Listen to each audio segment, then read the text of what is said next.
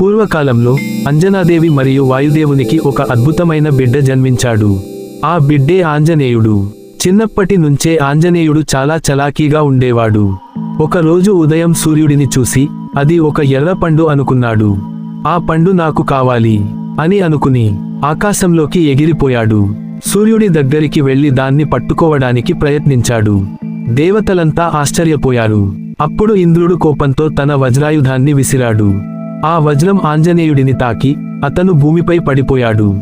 ఇది చూసి వాయుదేవుడు కోపంతో గాలిని ఆపేశాడు. ప్రపంచమంతా ఊపిరాడక బాధపడింది. అప్పుడు దేవతలంతా వచ్చి ఆంజనేయుడికి వరాలు ఇచ్చారు. నీకు అపారమైన బలం ఉంటుంది, ఎలాంటి ఆయుధం నిన్ను హాని చేయదు అని ఆశీర్వదించారు. ఆ తరువాత ఆంజనేయుడు శ్రీరాముడికి గొప్ప భక్తుడిగా మారాడు. సీతమ్మను వెతికి కనుక్కోవడం, లంకను కాల్చడం, సంజీవని పర్వతాన్ని తీసుకురావడం వంటి అద్భుత కార్యాలు చేశాడు. అందుకే ఆంజనేయ స్వామిని భక్తి, బలం, ధైర్యానికి ప్రతీకగా భావిస్తారు.